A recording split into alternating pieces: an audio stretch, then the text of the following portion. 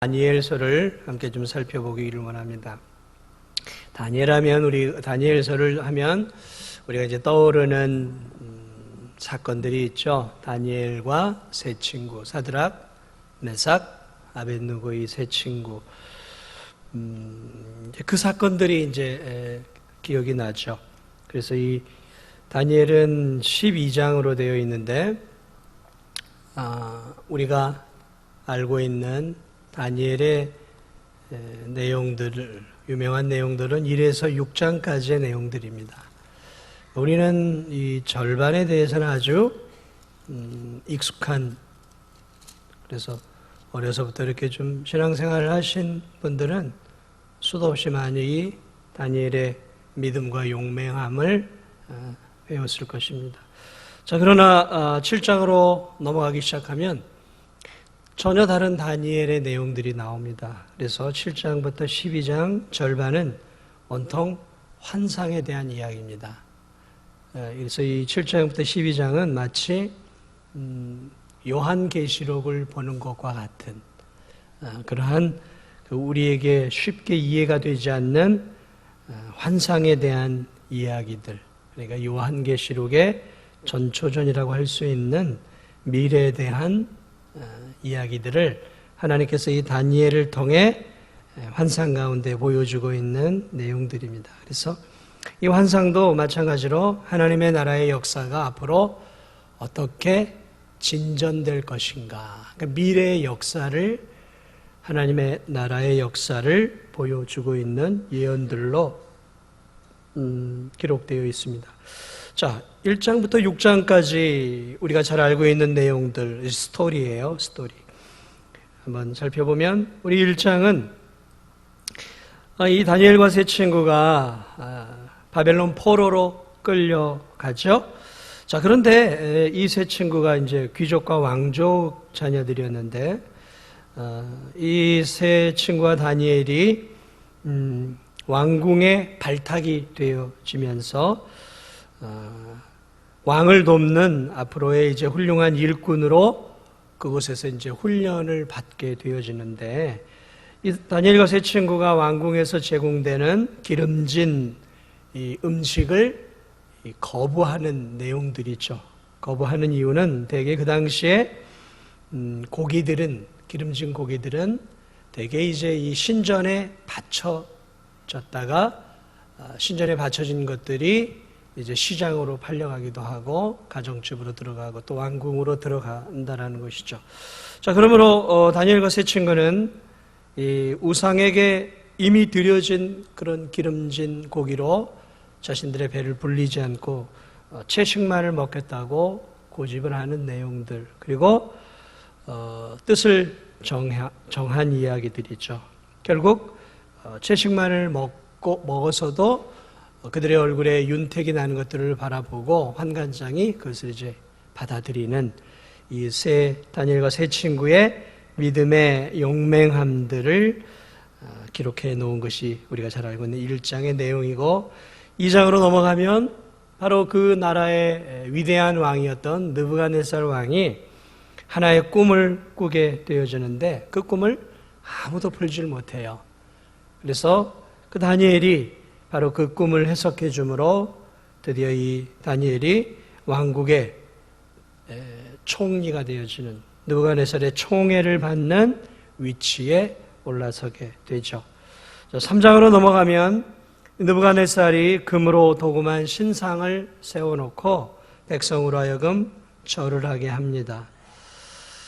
자, 그럴 때 하나님 외에는 우상을 숭배하지 않았던, 우상에게 드려진 음식은 먹지 않겠다고 결단했던 이 세 친구가 느부갓네살 왕이 금으로 도금한 그 신상에게 절하지 않게 되죠. 그래서 그들이 벌로 풀무불에 던져지지만 하나님께서 그 풀무불에서 그들을 건져낸 이야기가 3장에 나와 있습니다. 3장도 역시 세 친구의 하나님을 향한 그런 흔들림 없는 믿음을 우리에게 보여주고 있고요. 4장으로 넘어가면 느부갓네살 왕이 이제 또 꿈을 꿉니다. 울창하고 열매가 많은 큰 나무에 대한 꿈을 꾸고 그 나무가 어려움을 당하는 꿈을 꾸게 되죠. 역시나 또 다니엘이 이 꿈을 해석해 주는데 그 꿈의 내용은 느부갓네살 왕이 굉장한 세상에서의 권력을 얻게 되지만 그러나 어려움이 닥치는 위기가 찾아온다라는 내용들이고 그리고 4장에서 그 어려움이 느부갓네살 왕에게 닥치는 내용들, 그러니까 꿈이 그대로 이루어지는 내용들이 4장의 내용들이에요. 5장에서는 느부갓네살 왕의 아들이었던 이 벨사살 왕이 왕이 되어서 잔치를 베푸는데 예루살렘 성전에서 탈취했던 성전의 그런 금은 어떤 제사를 쓸 때 드리는 기구들을 가지고 그것을 술잔으로 사용하면서 이스라엘의 하나님을 조롱하며 벨사살이 자신의 왕국의 위엄과 자신의 그 높음을 자랑하게 되죠. 교만함이 극에 달하는 그 상황 속에서 그날 밤 그 술자리에 보이지 않는 특별한 하나의 손가락이 등장하고 하나의 문구가 등장하면서 하나님이 다니엘을 통해 그 의미를 해석해 주게 되고 그날 밤 벨사살 왕이 죽임을 당함으로 결국 이 바벨론의 시대가 끝나게 되어지는 내용들입니다. 자, 그리고 6장으로 넘어가면 이제 페르시아 시대에 이제 다니엘이 여전히 섬기고 있는 가운데 6장에서는 왕 외에는 다른 신에게 기도하지 말라는 그런 금령 기간 동안에 다니엘이 하나님께 집에서 창을 열고 예루살렘을 향한 창을 열고 거기서 기도하다가 잡혀서 그 벌로 사자굴에 들어가게 되죠. 그러나 그 사자굴에서 건짐을 받는 내용들.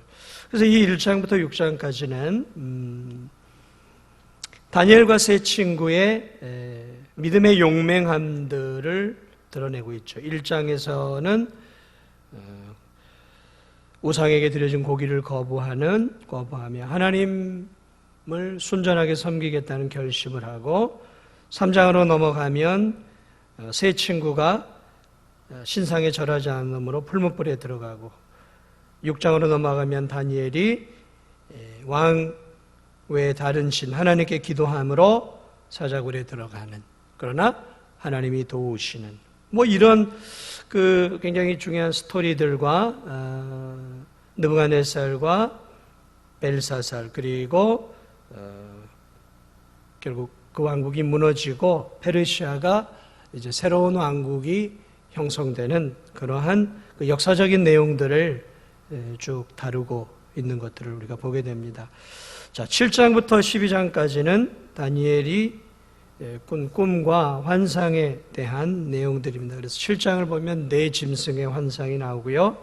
8장은 수량과 수렴수의 환상. 이게 이제 다 나라들에 대한 이야기입니다. 역사예요. 역사적인 나라들에 대한 환상이고요. 그래서 이 7장과 8장 네 짐승과 수량과 수렴수의 환상을 통해서 다니엘이 이 벨사살 왕의 통치 기간의 세상 나라들의 흥망성쇠를 환상을 통해서 기록하고 있고요. 9장으로 넘어가면 페르시아의 다리오 왕 시대에 다니엘이 하늘의 하나님께 긴 기도를 드리고 있는데 그때 그 기도 가운데 하나님께서 70년의 이 포로 기간이 이제 끝나가고 있음을 깨닫게 해 주시고 다니엘이 나라의 구원을 위해서 기도하는 내용들이고요. 10장으로 12장은 시대의 종말에 대한 또 다른 환상을 기록해 놓고 있습니다. 자, 전체적으로 그래서 1장부터 6장은 스토리이고요. 7장부터 12절은 앞으로 펼쳐질 감추어진 스토리를 이야기하고 있는 내용들입니다. 자, 그래서 이 다니엘에서는 1장은 히브리어로 기록이 되어 있고 2장부터 7장은 아람어로 그리고 8장부터 12장은 히브리어로 기록되어 있는데 이 아람어로 기록되어 있는 2장부터 7장이 다니엘서의 가장 중요한 부분입니다. 자, 그래서 여러분과 함께 이제 뭐 전체를 다 나눌 수는 없으니까 일단 전체의 내용들을 살펴보았고, 이제 가장 중요한 2장부터 7장 아람어로 기록되어 있는 이 내용들, 다니엘서의 핵심적인 내용인데 도대체 무엇을 위해서 이 책이 기록되었는가, 그것을 우리가 좀 한번 살펴보도록 하겠습니다. 자, 그것을 이제 이해하기 위해서 우리가 성경을 조금 읽어봐야 됩니다. 다니엘서 우리 2장 보겠습니다. 2장 우리 같이 한번 나눠서 읽어봤으면 좋겠어요. 2장 36절부터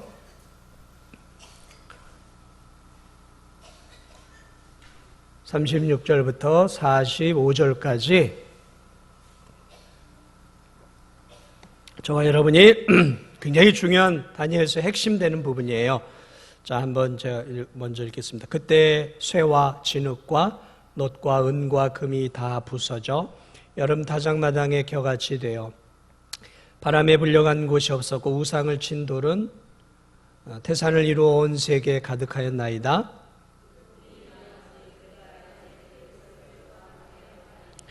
왕이여 왕은 여러 왕들 중에 왕이시라. 하늘의 하나님이 나라와 권세와 능력과 영광을 왕에게 주셨고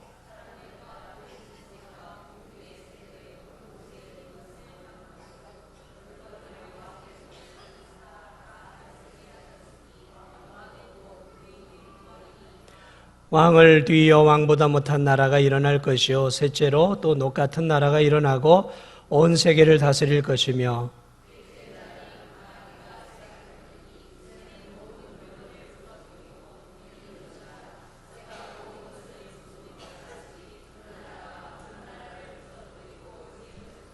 왕께서 그 발과 발가락이 얼마는 토기장이에 진흙이 얼마는 쇠인 것을 보셨은즉 그 나라가 나누일 것이며 왕께서 쇠와 진흙이 섞인 것을 보셨은즉 그 나라가 쇠 같은 든든함이 있을 것이나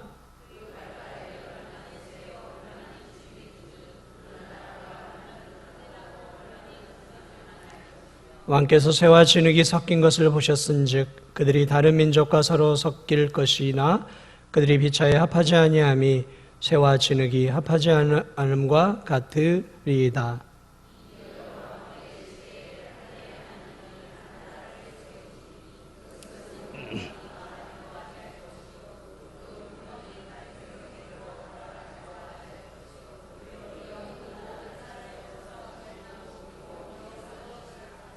함께 손대지 아니한 돌이 산에서 나와서 쇠와 놋과 진흙과 은과 금을 부서뜨린 것 같 왕께서 보신 것은 크신 하나님이 장래일을 아신 것이라. 이 꿈은 참되고 역시 해석이라. 도대체 무슨 꿈을 이렇게 해석하고 있는가? 31절을 보겠습니다. 31절 우리 함께 읽겠습니다. 시작. 왕이여 왕이 한 큰 신상을 보셨나. 그 신상이 왕의 앞에 서는 크고 광채가 매우 찬란한 그 모양이 심히 두려워. 그 우상의 머리는 순금이요 가슴과 두 팔은 은이요 배와 넓적다리는 놋이요 그 종아리는 쇠요 그 발은 얼마는 쇠요 얼마는 진흙이었나이다. 자, 굉장히 중요한 이 다니엘의 핵심 장과 구절 중에 한 곳입니다. 자, 왕이 느부갓네살 왕이 꿈을 꿨는데 한 큰 신상을 봤는데 이 머리는 금으로 되어 있고 가슴과 두 팔은 은, 배와 넓적다리는 놋, 종아리는 쇠, 발 얼마는 쇠, 또 얼마는 진흙이었어요. 그래서 그 해석을 쭉 해주고 있어요. 자, 여기서 네 나라 앞으로 지금부터 있는 앞으로의 네 나라에 대한 역사를 이야기해 주고 있는 거예요. 여기서 이 머리는 순금이고 순금은 무엇이냐면 바로 지금 바벨론 제국을 말하고 있는 것이죠. 지금 포로로 끌려가 있는 느부갓네살 왕이 다스리고 있는 이 바벨론 제국이 금과 같은 제국이었다라는 것이죠. 자, 그런데 이 나라가 이제 멸망을 하게 되는데 어느 나라에 멸망을 하게 되냐면 은과 같은 나라에 멸망을 하게 돼요. 그 나라가 어떤 나라냐면 역사를 보면 페르시아입니다. 그래서 바사라고 성경은 기록되어 있는데 이 페르시아 제국에 멸망을 해요. 자, 그리고 이제 이어서 배와 넓적다리는 노시오. 이 노세 제국이 무엇이냐면 페르시아를 멸망시킨 알렉산더 대왕을 통한 이 그리스 헬라 제국을 말하고 있는 것이죠. 그리고 그 헬라 제국 다음에 종아리가 쇠고 발은 얼마가 쇠고 진흙인 아주 또 강력한 나라가 등장을 하는데 바로 이 헬라 제국을 무너뜨린 로마를 말하고 있는 것이죠. 그러니까 앞으로 이어질 이 역사를 보여주고 있는 내용들이에요.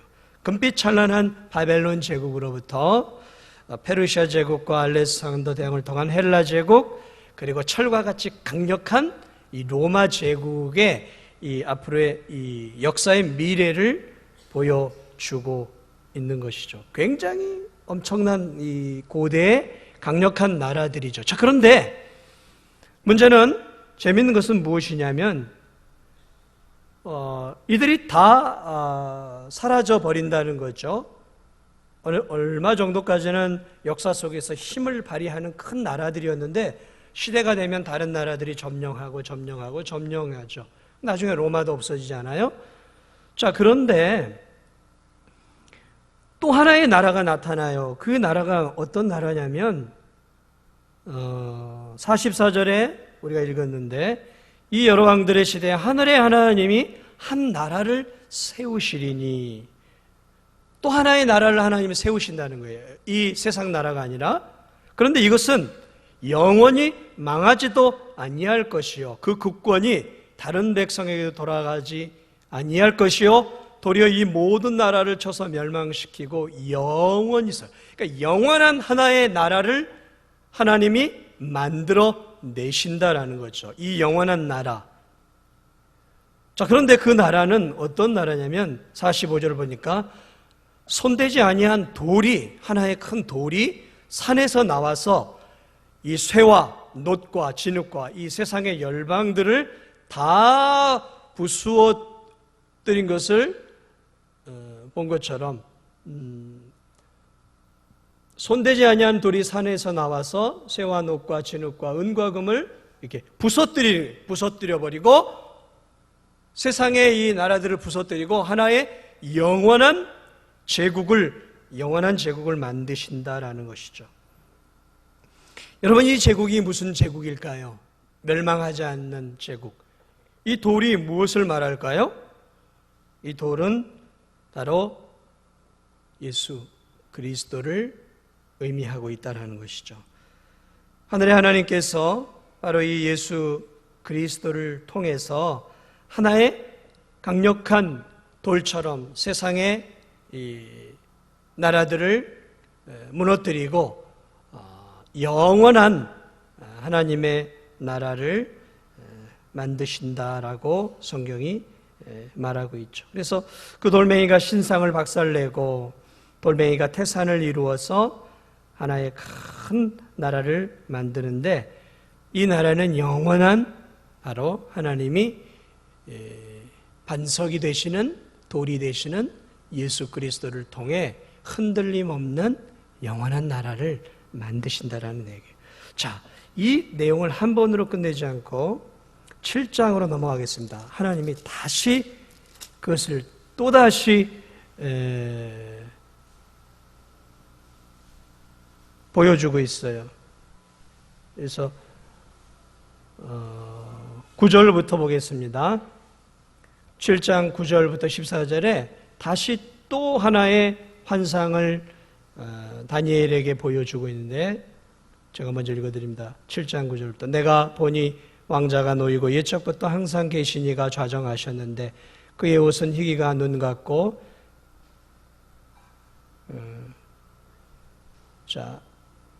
거기서부터 읽으면 안 되겠네요. 거기는 이제 되어지는 부분들이고요. 그냥 설명을 좀 해드리고 좀 이따 함께 읽겠습니다. 그래서 이 7장을 보면 네 짐승을 보는 환상이 나와요. 네 짐승을 보는데 3절을 보면 큰 짐승 넷이 바다에서 나왔는데 4절부터 보면 첫째는 사자와 같고 5절을 보면 둘째는 곰과 같고 6절을 보면 셋째는 표범과 같고 넷째는 7절을 보면 아주 강력하고 무섭고 놀라운 짐승으로 표현하고 있어요. 이게 지금 2장에 나왔던 이 환상을 다시 잊지 말라고 다시 똑같이 반복을 해주고 있는데 이번에는 짐승으로 비유해주고 있어요. 사자와 같은. 사자는 왕이잖아요. 동물의 왕. 그게 이제 바벨론 제국이라는 거예요. 그 다음에 그것만 못한 곰과 같은. 이게 이제 페르시아. 표범과 같은. 이게 이제 헬라 제국이고 그 다음에 굉장히 잔인하고 무섭고 강력한 짐승 하나를 얘기하는데 이것이 바로 이제 로마 제국이에요. 로마. 그것을 지금 또 반복해서 지금 이야기하고 있는데 이 네 짐승, 사자, 곰, 표범, 무서운 짐승은 굉장히 다른 짐승을 찢고 먹는 강력한 힘을 가진 사납고 용맹스러운 짐승을 표현하고 있어요. 이 네 나라가 고대 역사에 굉장히 중요한 역할을 했던 나라들, 세계 역사를 움직여왔던 세계사에서도 굉장히 중요한 나라들 아닙니까? 이 네 나라들을 사자와 곰과 표범과 무서운 짐승으로 표현하고 있어요. 자, 문제는 또 재미있는 것이 있어요. 그것이 무엇이냐면 이 네 짐승이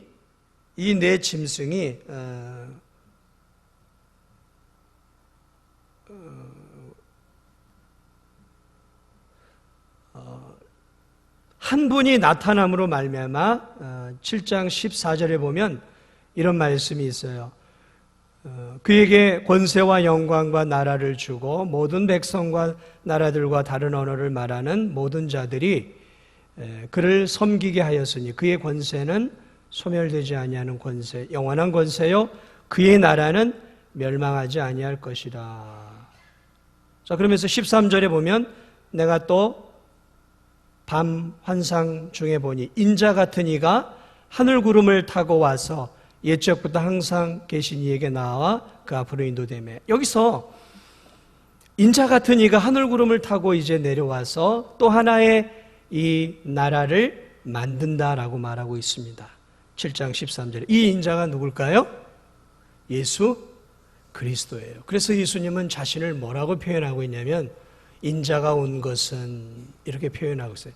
예수님이 인자가 온 것은이라고 말할 때 그 인자는 바로 이 다니엘서 7장 13절에 나와 있는 그 인자가 바로 나다라는 의미예요. 앞으로 환상 가운데 구름을 타고 와서 새로운 나라, 영원한 권세를 가진 멸망하지 않는 하나의 나라를 그분이 세우실 것이라는 거죠.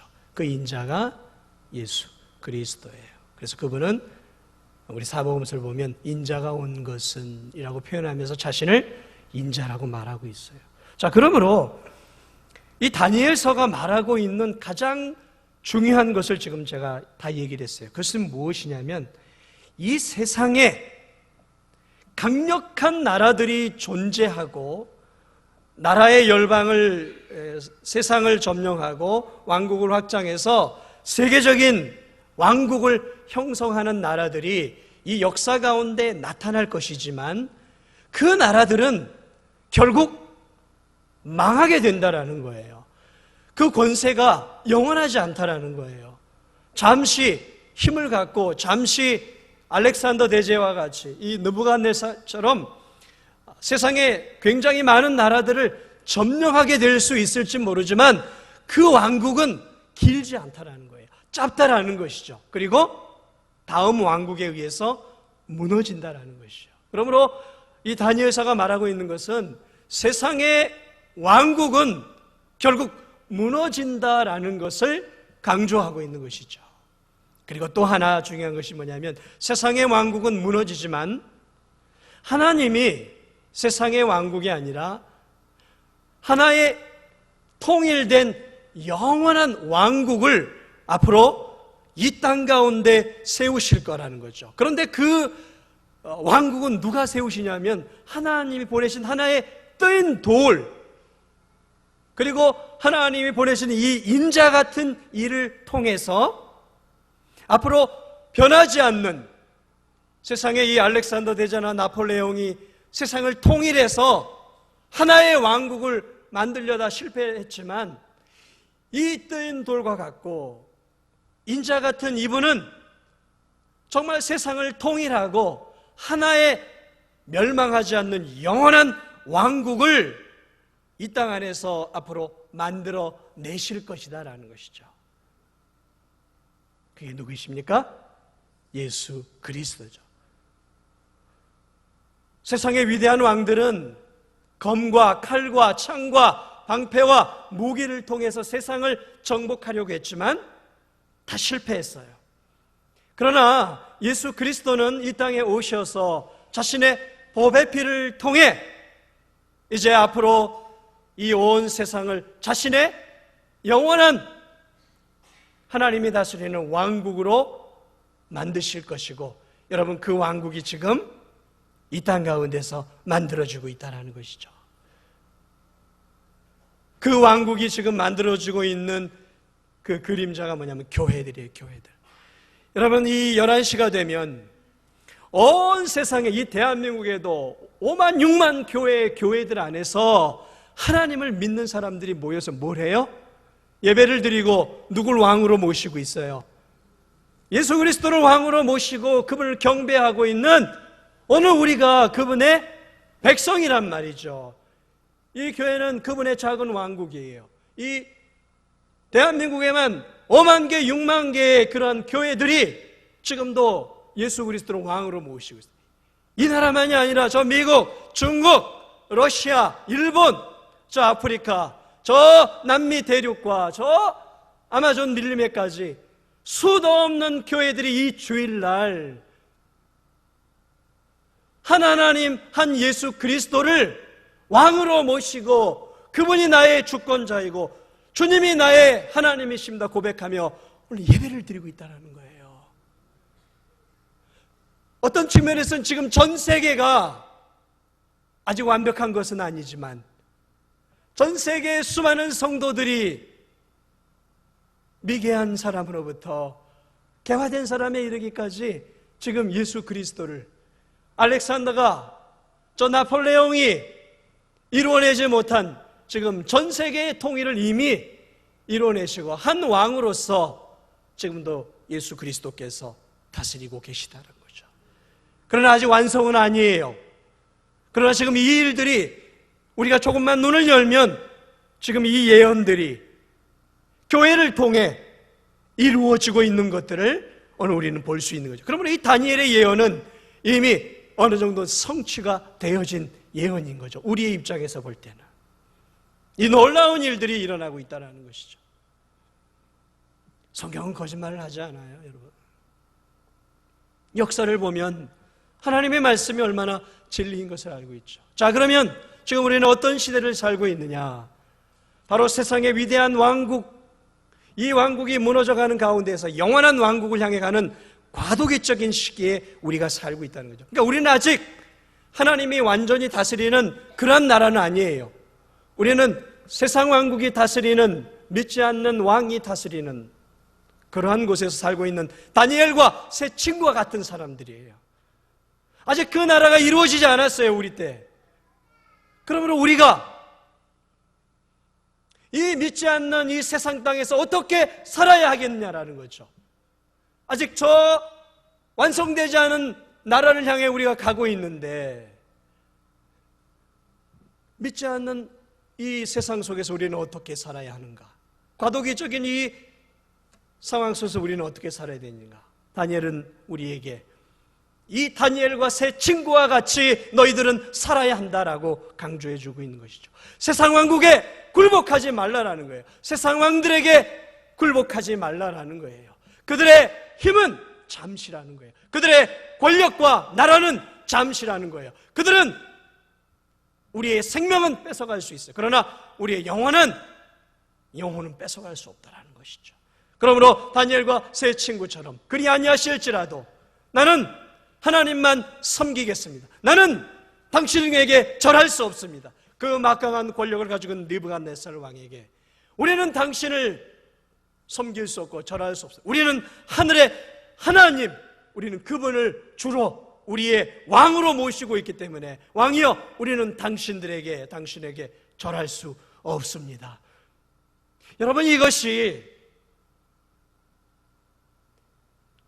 세상 왕국 속에서 하늘의 왕국을 소망하며 살아가는 성도들이 어떻게 살아야 할지에 대한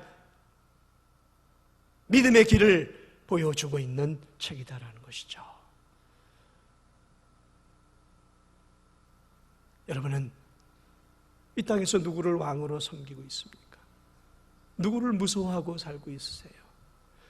정말 우리의 왕은 누구입니까? 정말 여러분의 삶 속에서 진정한 왕은 누구세요? 하나님이십니까? 아니면 세상의 권력입니까? 우리의 진정한 왕은 누구예요? 우리가 누구를 정말 의지하고 바라보고 살아가고 있냐? 누구의 눈치를 보고 살아가세요? 정말 누구를 신뢰하고 살아가십니까? 다니엘과 세 친구처럼 풀무불에 들어간다 할지라도, 사자굴에 들어간다 할지라도, 내 명예와 내 권세와 내 입지를 빼앗긴다 할지라도 나는 영원한 하나님, 나는 영원한 왕이 되시는 예수 그리스도만을 나도 섬기겠습니다라고 고백할 수 있어야 한다는 것이죠. 그것이 다니엘이 오늘 우리에게 주고자 하는 가장 핵심적인 메시지인 거예요. 오늘 이 땅에 얼마나 많은 그리스도인들이 세상에 굴복합니까? 오늘 이 땅에 얼마나 많은 그리스도인이 세상과 타협하고 있습니까? 그저 이 영원한 왕국이 전부인 것처럼 성공을 위해, 승진을 위해, 좀 더 많은 돈을 벌기 위해 얼마나 신앙의 자존심을 버리고 그리스도인의 자존심을 버리고 느부갓네살 앞에 엎드려 절하고, 물질이라는 우상 앞에 절하고, 권력이라는 그 앞에 절하고, 성공과 행복이라는 그 우상 앞에 절하면서 이 땅에 썩어질 것에 자신의 전부를 드리는 그런 안타까운 일들이 얼마나 많아요. 다니엘과 세 친구는 우리에게 말합니다. 그렇게 살지 마세요. 진도중앙교회 여러분, 진도중앙교회 성도 여러분, 여러분 그렇게 살지 마십시오. 우리처럼 사십시오. 그것이 다니엘과 세 친구가, 이 다니엘서가 우리에게 주는 메시지인 것입니다. 오늘